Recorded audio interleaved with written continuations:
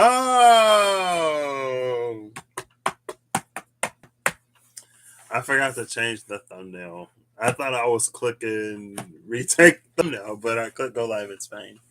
So I have to, y'all know how last time I was live, I was like, sometimes I'll do these. A lot of times I'll do something or I'll see something or something will come to me and then I'll live life and something will happen. Or y'all know how I'll be like, oh, I was at work and I saw whatever. So today I was at work and I was going to the bathroom and I looked at the computer on the way from I saw it on the way to the restroom, but I had to use the restroom, so I went to the restroom. Then when I came back, I looked at it and I was like, oh snap, I'll show you the image. The image on the computer was better because it's not a screenshot of this image that I had to take and blow it up so that you can see it without the watermark. But anyway, I look over and I see this.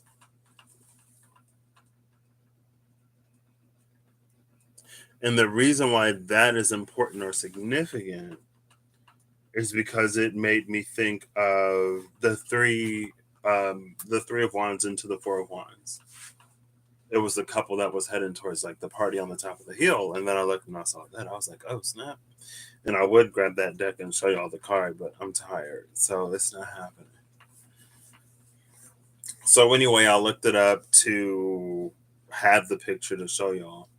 And it's called, well, they mention it as the dying city because apparently it's on like a plateau, right?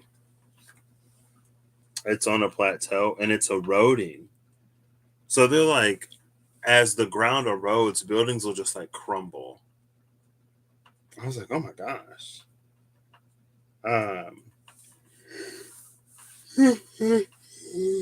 Excuse me. And the only way to get there is like this pedestrian bridge from a nearby town. But anyway, I was like, oh snap! So we're getting closer to whatever was going on at the top of the hill. And I would tell y'all the name of it. I'll type it because I am not about to butcher an Italian. Is it Saviti or time?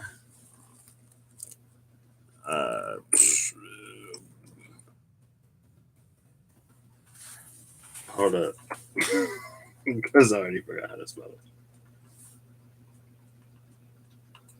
Civita.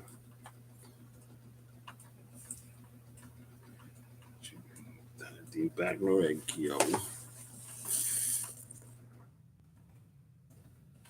That's the name of the city. I was like, oh, okay. So I was watching Mystic Witch earlier, and she's one of those readers that'll like pre-pull a spread and then clarify it. And I was like, oh, I should like pre-pull a spread and then clarify it. I'm too tired for that. I'm exhausted, but I'm gonna do this anyway. So let's see what day number 4 brings from the Threads of Fate Oracle. We got the soul work.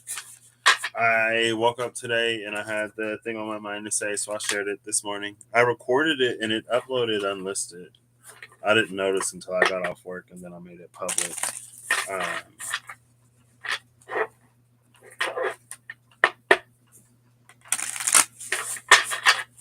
But let's see where we are today.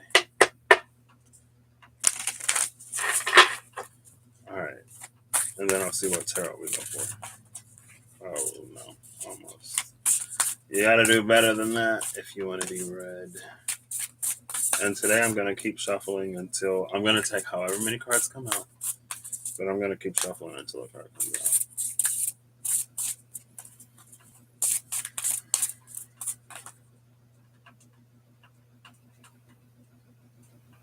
I was shuffling and the card did this. But it didn't come out. It's fine, I'll take it.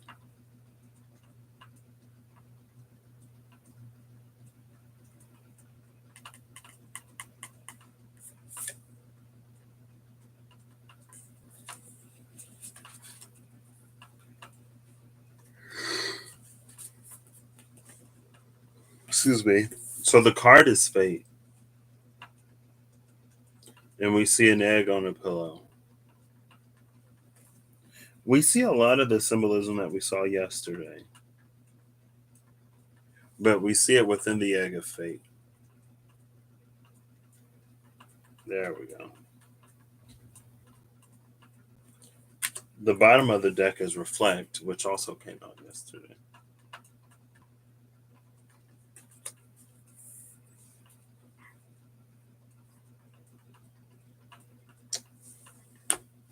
I had an idea for a reading.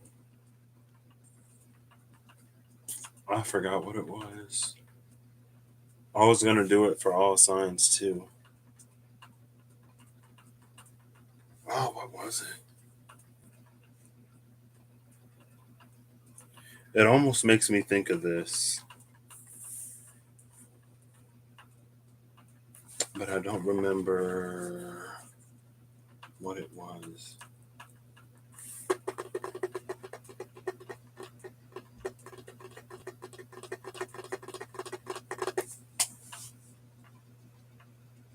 So I think the thing about fate is present as an egg.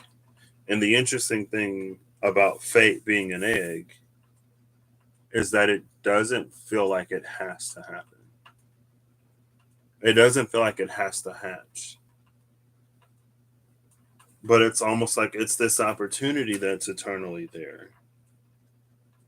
Or it's this thing that continues to remain possible because it's like it's fated to happen, but it's not destined to happen. And I don't know what the um, difference between fate and destiny is. I don't have a thing, and I'm not asking for one. Because I know some people are like, fate is this and destiny is that. They're different.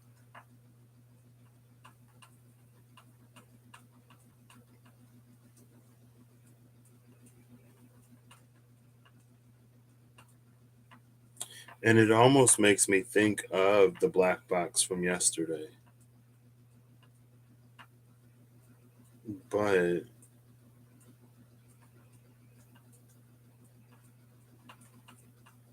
there's this thing around it, which feels like it, like there's, because I got something packed. I picked something up in an airport. I think it was my snow globes. And there was like this mesh. It wasn't mesh. It was like this plastic thing that the person like put around it to make sure it wouldn't like move or something. And it makes me think of that. I remember being like impressed or grateful or like, oh, thanks, that'll help. I don't know, but it's like I don't know what its purpose would be here. It feels like it would just make it harder to break out of the egg, but maybe that's the point.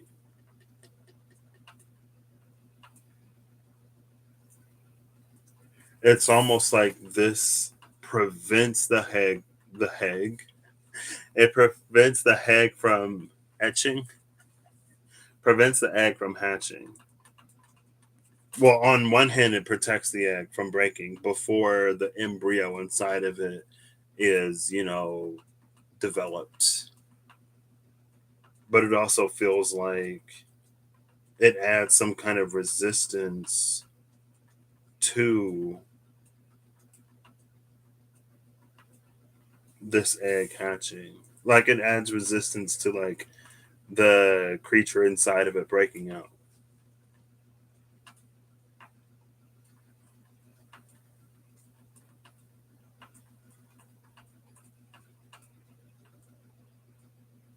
And then reflect is at the bottom of the deck, which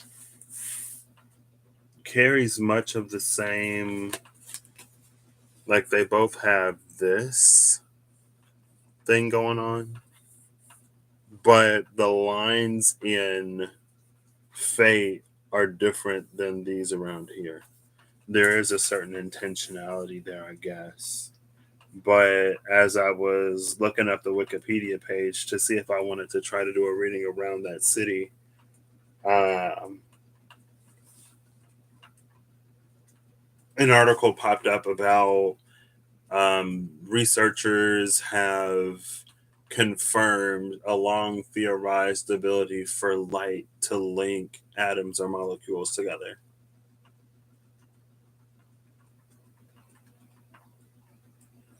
And this is making me think of that, how light can polarize molecules and how it's like it's subtle shifts of the electrons one way and the protons another way that creates polarity. It creates charge within that atom. Now you have this more negative zone and you have this more positive zone for it to interact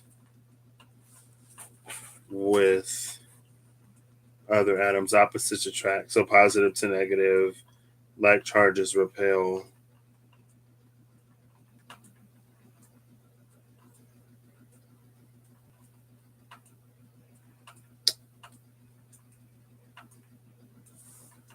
I'm back on this Wikipedia page. I'm almost like I feel like I read something in here.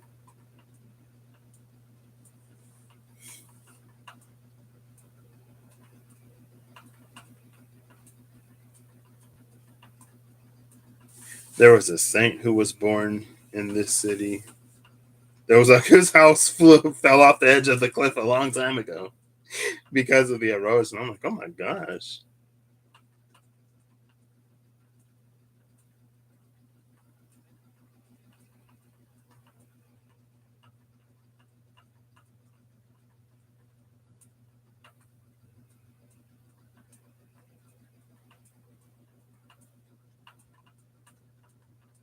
Okay.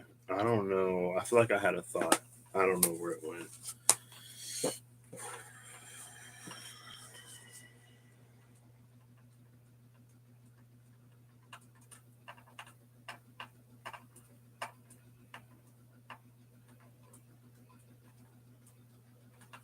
I feel like intention has been a word that I've been hearing a lot within the past 12 ish hours.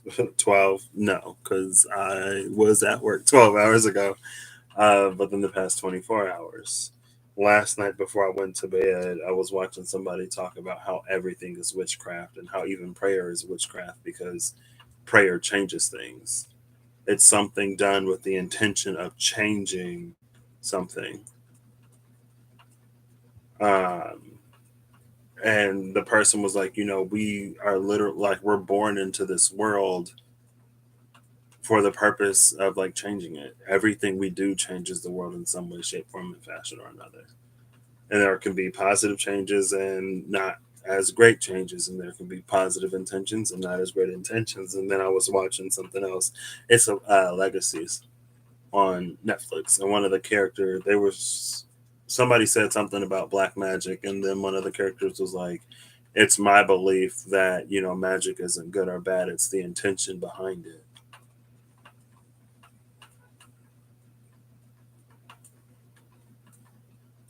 I don't know why. And apparently the year 1995, because I looked up the Denver airport and it was built in 1995. The pedestrian bridge for this city was built in 1995. What does it mean? I don't know. I was like, oh, there's that year again, 1995. That's interesting. Don't know what it means, but I'll just keep living my life. Maybe it'll happen. Maybe it won't. Um,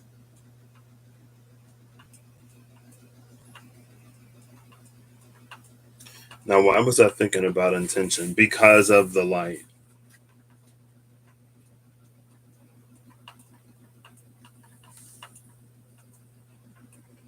around that little ring. What gives it that star shape instead of. It's like it makes one is like the sun, the other is like the star. Suns and Star has also like it came out yesterday.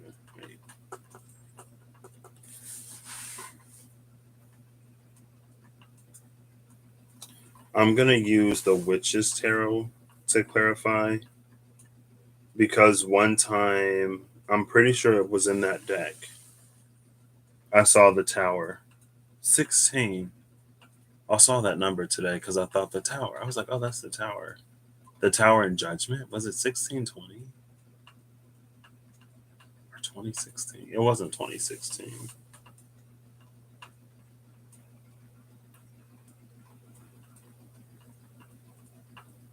But anyway, I was doing a reading and I saw that card one time, the tower in the Witch's Tarot. And it felt like the tower was striking to expose something. There was something that was basically buried beneath the tower that was thought to be lost or gone or whatever, thought to have been stolen. Um, but because of the tower, or because of the lightning bolt striking down the tower, it actually revealed whatever is underneath it. And this is making me think of that for some reason. So we'll get into it. I see the Six of Swords, and Charon was that's who they needed a psychopomp, so they summoned Charon. And that's when they were talking about the magic. He was like, we can't just summon stuff. And she was like, have you tried? And he was like, well, that would be like black magic if we tried or whatever. And that's when she said, it's my belief that magic isn't good or bad. It's the intention behind it. They summoned Charon, they sang him a song, and he did the thing. Hey, David, how you doing? I hope you are well.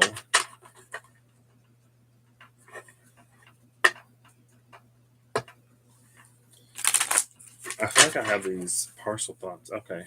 Oh, the Seven of Wands flipped out immediately with the Fool at the bottom of the deck and the Magician behind the Fool and the Knight of Wands behind that Seven of Wands.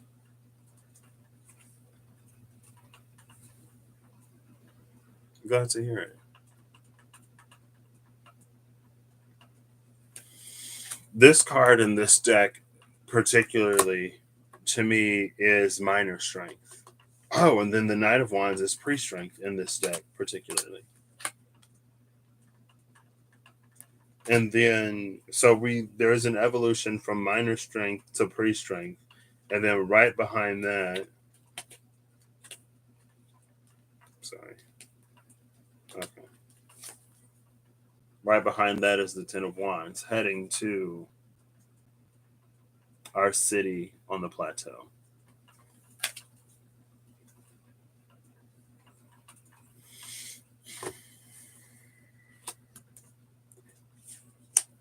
I was thinking about that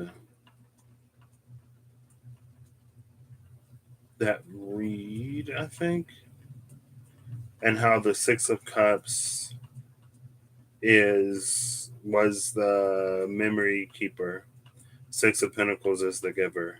And it was like something that was once withheld is now being generously given. But not necessarily all at once.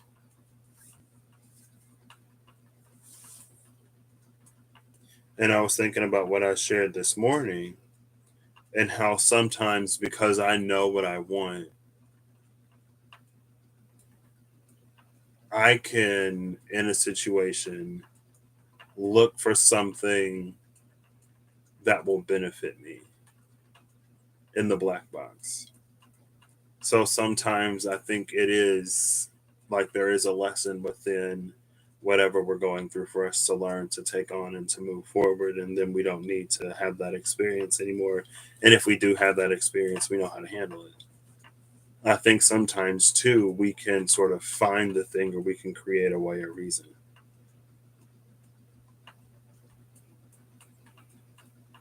And in that, it helps us to adapt that perspective.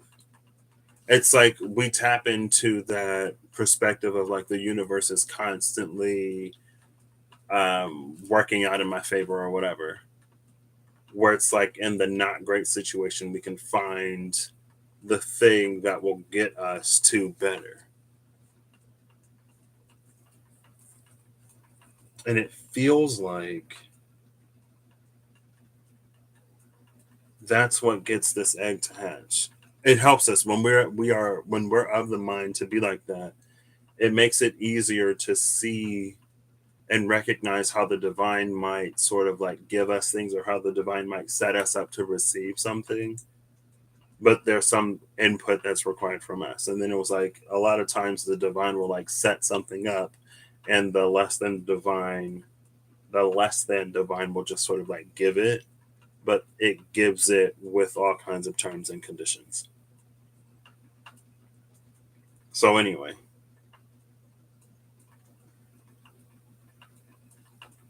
but with this reflect card, it makes it seem like it's not necessarily something that's new. It's not necessarily something incoming. It might be something that's been there for a while.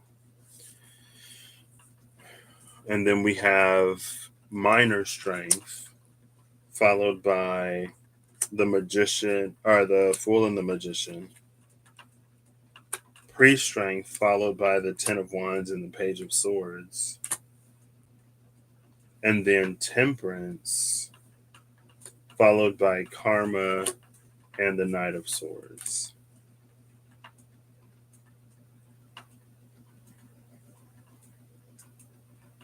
And this is immediately tempered strength, because it's supposed to go minor strength, pre-strength, strength. But it goes minor strength, pre-strength, temperance. Because there's something in temperance. It's like when we reach full strength, there's going to be a series of lessons where we like get accommodated, or where we get acclimatized to having that much strength.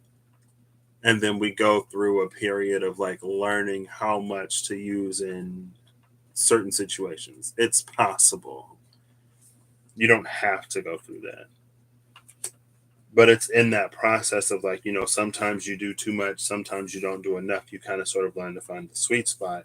Temperance knows that sweet spot. It's that tempered strength that is as strong as necessary when necessary, to the degree that's necessary, and the time that it's necessary. It's like that quote from Aristotle where it's like, to be angry is easy, but to be angry with the right person at the right time for the right reason to the right degree is not as easy.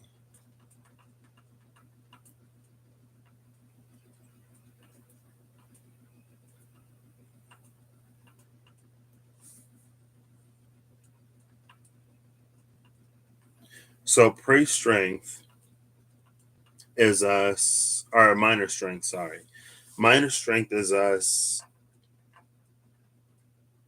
acting, like taking action.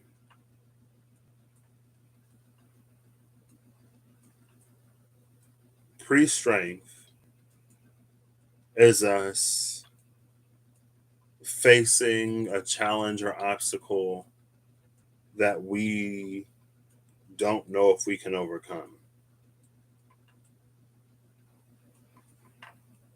Full strength is temperance, because it knows the power of its action.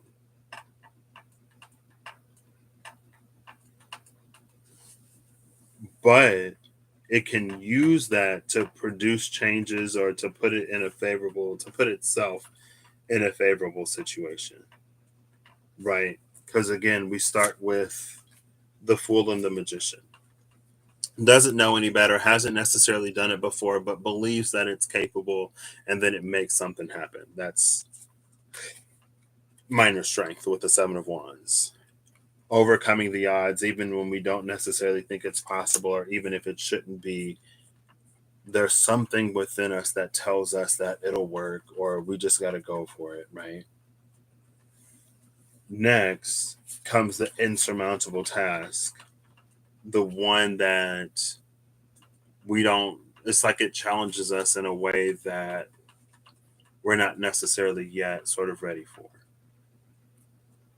And that's the Ten of Wands and the Page of Swords. The Ten of Wands is that level of challenge. The Page of Swords, it's like we have this sword, we've been learning to use it with the Fool and the Magician. We come to the point, and then we meet a wall. Intentionally, we hit a wall. Maybe it's to humble us in a way, but there's something that it teaches us. Then we go from that Page of Swords to this Knight, but it's a Knight of Swords attached to karma, and that's why it's temperance. Because if it's like it understands that if it does too much, or if it acts out of its own self-interest, then it's possible to put itself in a position that's even less favorable than in the beginning. And maybe that's part of the challenge that's learned at the pre-strength stage. Maybe it's like there's something that we do, and then we have to deal with the consequences of it. And we're like, okay, yeah, that was too much. I should have just not.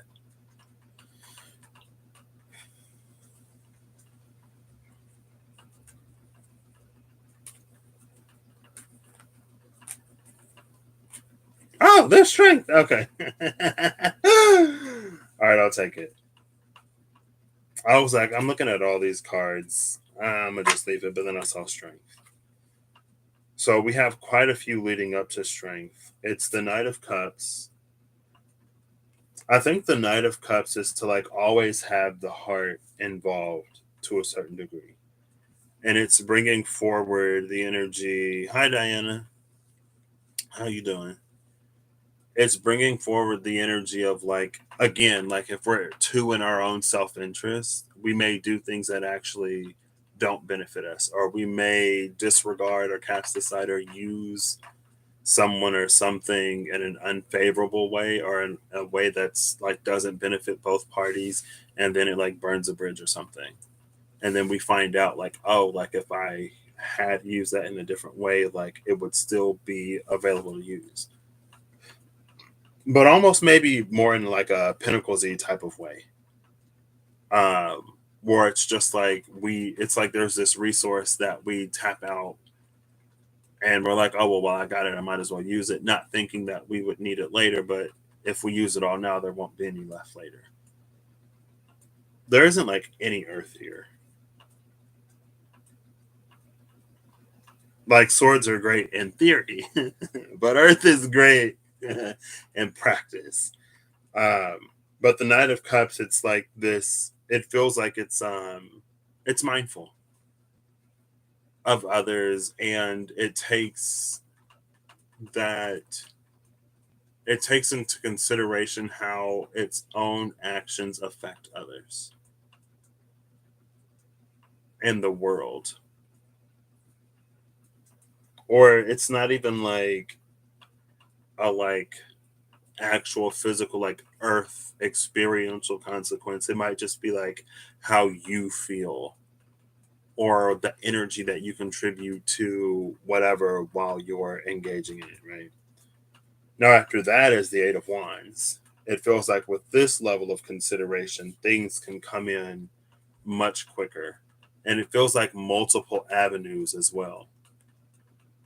And so, if there is something that you want to do or need to do, but it's like the first way, the second way, the third way, the options that present themselves cause you or would require you to compromise your ethics, morals, whatever, integrity, cause you to compromise other assets.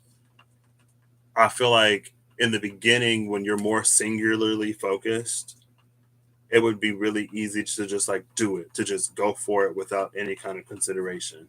But with this level of consideration here, there's some of these that you'll let go because you'll realize that the compromise isn't worth it. The sacrifice isn't worth it. The ends don't justify the means. And so you'll find another mean to meet that end. And then it'll be provided. It's honestly, it's making me think of Nyx. and how Nyx, I forget what word they used, but it was like Nyx will tempt the corrupt to get them to reveal their corruption.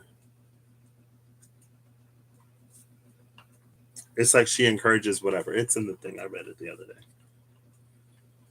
Now we have the Page of Wands. I confuse the Page of Wands with the Fool in this deck sometimes, but I never confuse the Fool for the Page of Wands. I'll confuse the Page of Wands for the Fool, but not the other way around.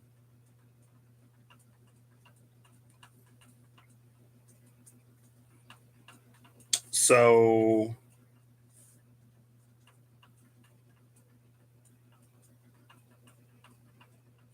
what is this? This is interesting. It's a step down from the Knight of Wands. So we go from that pre strength to maybe it's like closer to that minor strength.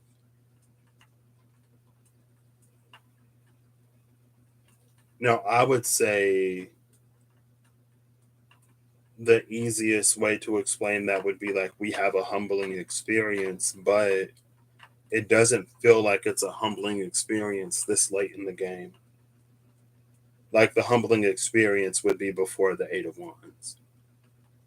And so maybe this is it's us being in a position to reconsider our understanding because of all of these avenues that are now open, because there's a feeling of actual choice, because it's more than just this is the one thing that's going to get me where I want to go. When there are several things that all get you where you want to go, some that require different. It's just like the paths are different. So maybe you'll go like east instead of going west.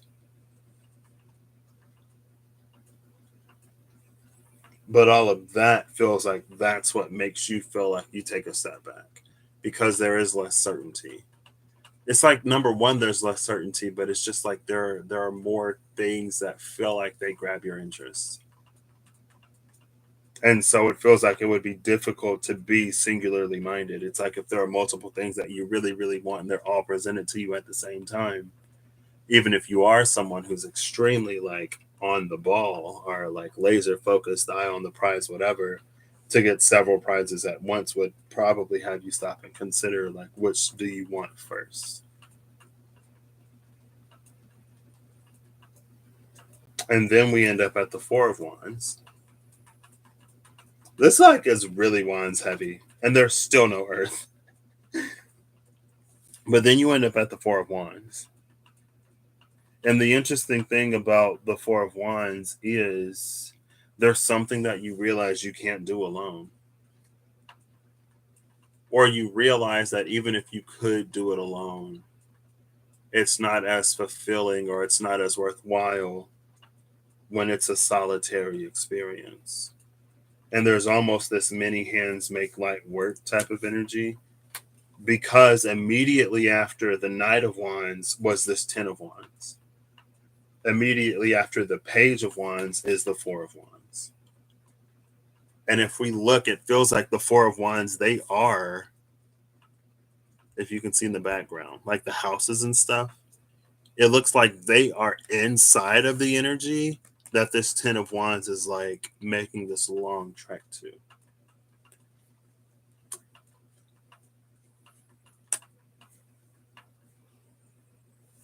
And then it's the King of Swords, where we had our Knight of Swords. And then Strength. And I love that because it feels like it brings this magician full circle in a way.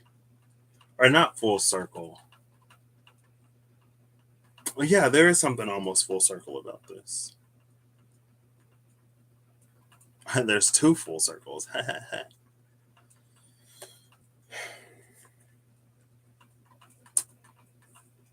Maybe this is the hatching of the egg. This is when fate really shows its fullness.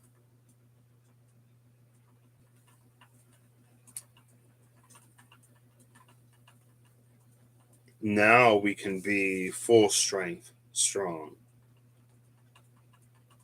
But we can be full, it's almost like we can be full strength, strong of all of, because of the person we become. It's like before we go through all of this, it would be so easy for us to like give into our short-sightedness, give into the need for instant gratification, give into the need for the ego to accumulate whatever it feels like it needs to accumulate to prove whatever it needs to prove, or to show people that it is wherever. Like this very almost like shadowy Leo energy, like the shadow side of Leo. Um, and so because of that, it's like when you have all of those pitfalls that you could potentially fall into, it's better to err on the side of caution. But it's like if those are all things that you aren't going to fall into, like if those aren't things that motivate you, then you don't have to worry about creating. It's like you don't have to worry about negative consequence to your actions because you're not the type of person that would do something that would cause or generate such a negative consequence. You become the person who wouldn't do that. So you can be yourself fully and unrestrained. And it's this strength again because like there's no fight between these two. They are both at peace with each other. It is fulfilled within itself. There's nothing that it needs to prove.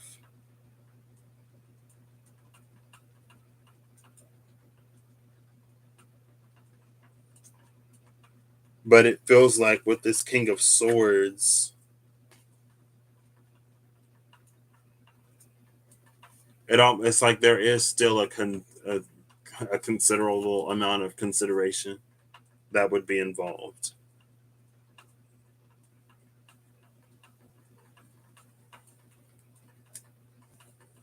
I think the King of Swords understands the bigger picture a lot more than the Knight of Swords. Because just like the Knight of Wands, the Knight of Swords can also be sort of like laser focused to the point where there are things outside of its peripheral that it doesn't even think to consider.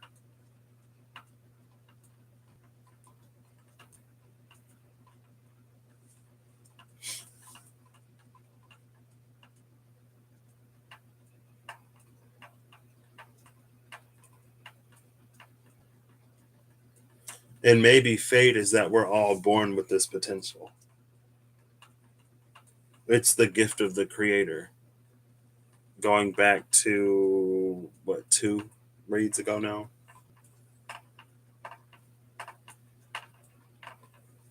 So it's within all of us. But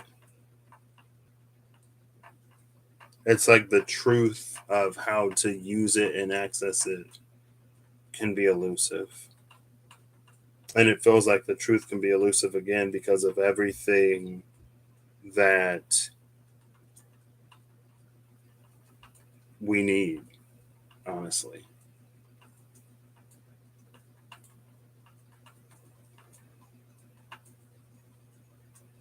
And it's just like it's hard to do anything outside of what one desires or what one urgently needs. It's like if you're starving and I'm like, here's $100. Go and get yourself something that you can't eat with it. And you're like, I'm hungry. Like I need to eat to live, so I'm gonna go get food with this money. And if I'm like, no, that money isn't for food, that money isn't for anything that you need to survive. That money is for this other thing.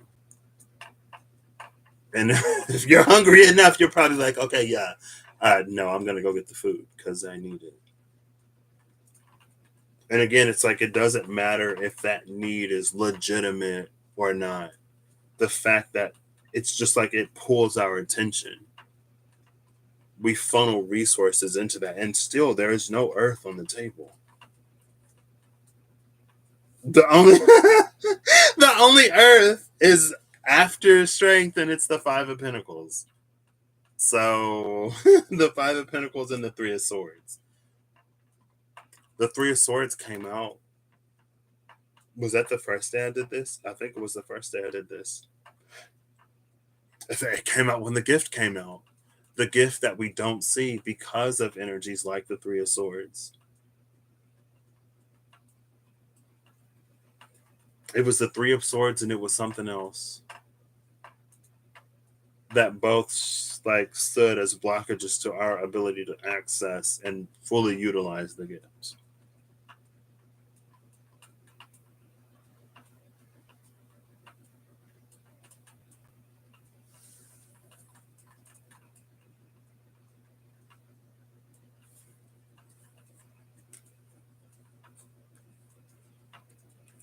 Ooh. Okay, I'll take these and then and then that one and now and that one and now and then.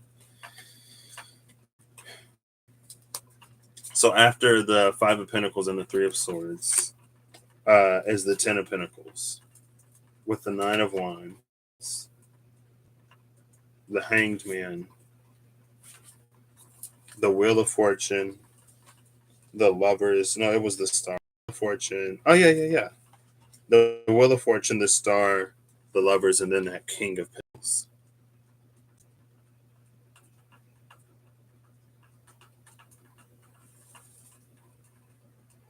Again, it's like we reach the point where we can wait.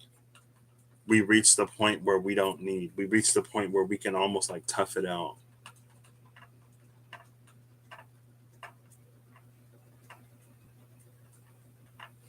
And this Ten of Pentacles. It's easy to do that from the Ten of Pentacles energy. It's easy to like gather up the strength it takes to endure when you're not in the Five of Pentacles, when you're not in the Three of Swords.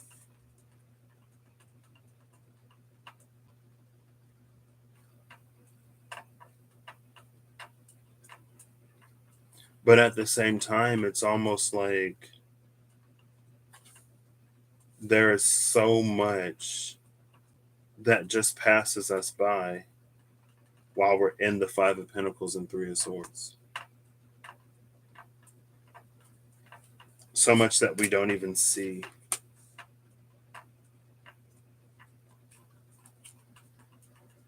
It's just like it gets returned to universal flow. The gift from the universe gets returned to the universe. But when we can meet it, that's when we come into this King of Pentacles energy too. And if you, where was he? Right here. See in the Page of Wands, that ribbon? It's on the back of her dress. Again, it's the point where we can meet with something because we're not so self-consumed.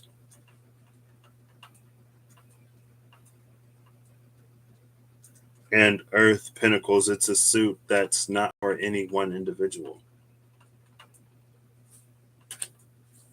Earth doesn't just bless one. That's not really how it works.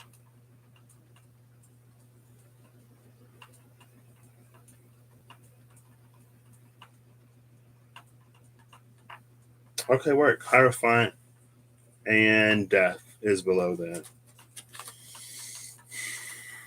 Oh, look, there's the King of Wands and the King of Cups with the Queen of Wands and the Six of Pentacles, Ace of Pentacles, Empress. Okay, that all the good stuff.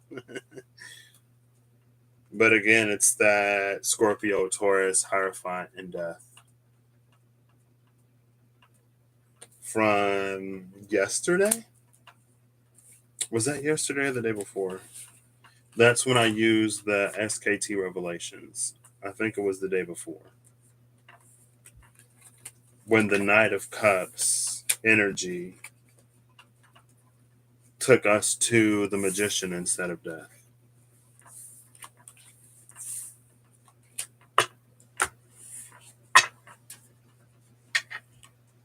They say hindsight is 20/20, right? So maybe you can use some of that 20/20 hindsight to find areas or to find ways where you already know at least part of this reading is true. Where there were golden opportunities that maybe you didn't see at the time because you were so, like, you thought one thing was it, and so you completely disregarded the other thing, or it's like you didn't think that you were ready for something, so you let it go. It's like, and then realize that as long as that root issue continues to be a thing, you will forever let things go.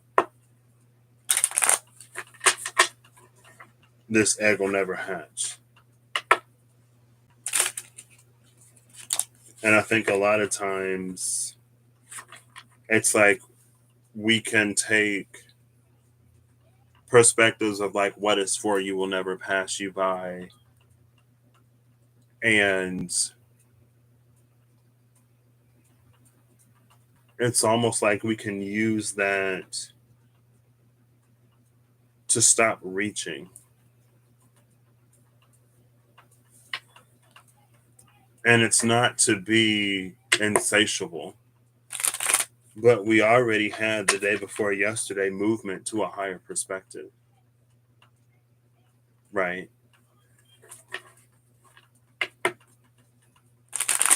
And reaching is that movement.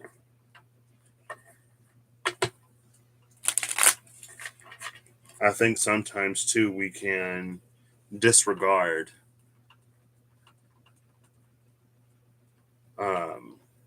the power of our choice or the degree of involvement that we can have in our own life and in the process. It's like we make ourselves, or we can make ourselves, a bystander in our own lives.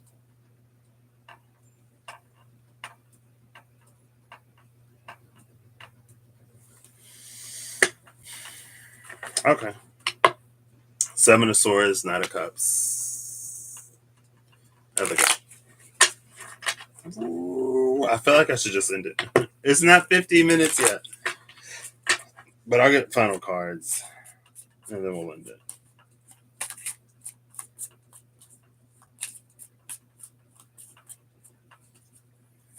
Oh, maybe that's the eroding town. Ooh. King of Pentacles and the Star.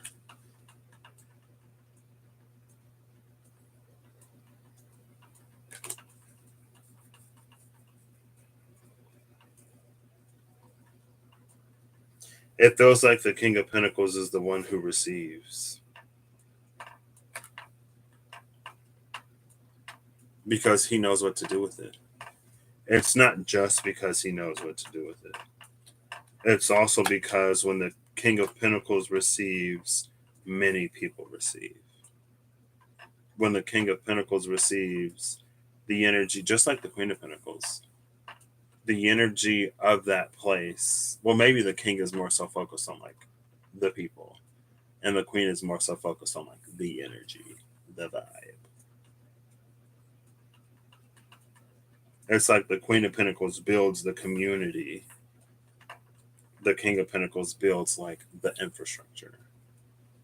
But the King of Pentacles will like reinvest, or will just like donate or give, you know. So because he gives, he receives.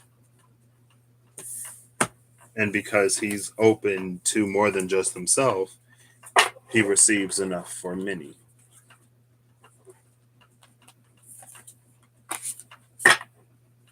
So he receives more. But at that point, it's not a more or less game. You know what I mean? And if it is, it's because like, oh, if I get more, I can donate more. I can build more schools, or go to Walmart and pay off more people's layaways for Christmas or whatever. I can be more charitable. I can put more good into the world if I get more. Ooh, okay. Strength. But you see how? Oh, why am I holding it sideways? Strength. But you can see how much growth there is in this strength. Again, with that King of Pentacles that freely receives, it's an energy of expansion. It's almost like the King of Pentacles becomes a conduit for good in the world.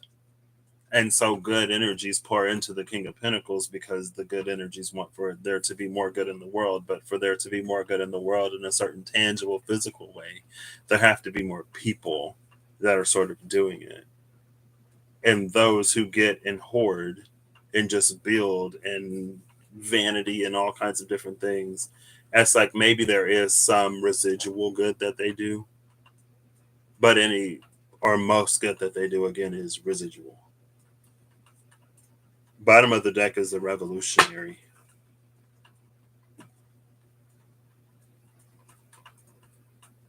It's I saw the creator before. It's literally right here. It had to be under the card at the bottom of the deck. Oh, look. Look at the frog standing on top of that strength with release. There you go.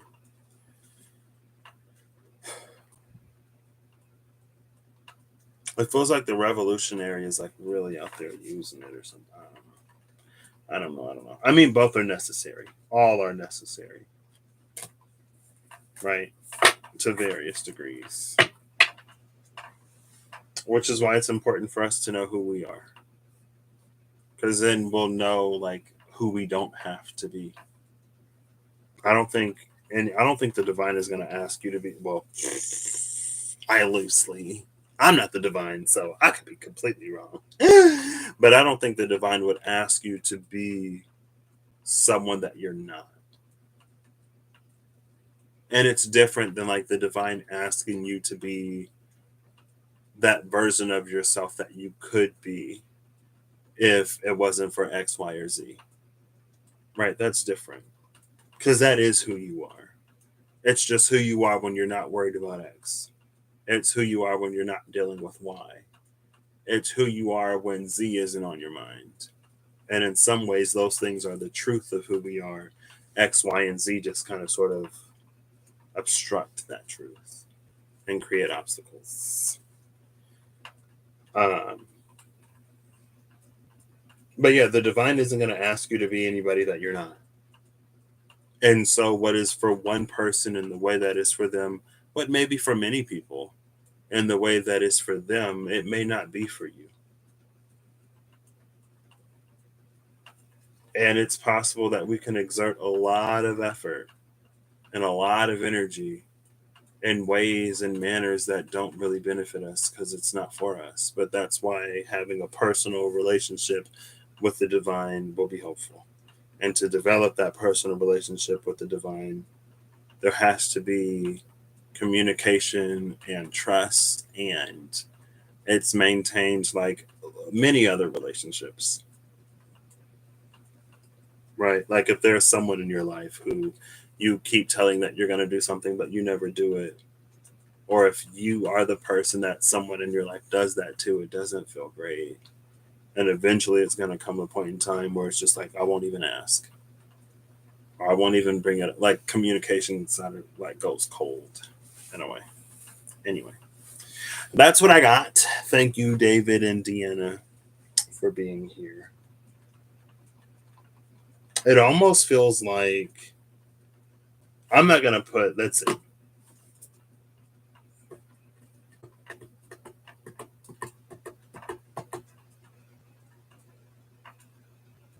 I think there is a question, though, at the end of all of this of what do we view strength as? What does strength look like? And what does being strong mean?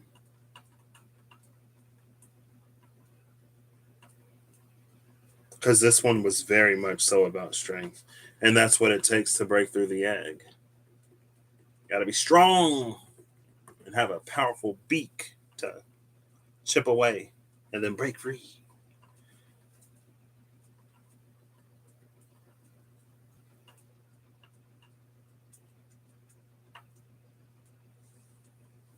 Wow. Okay, Leo season.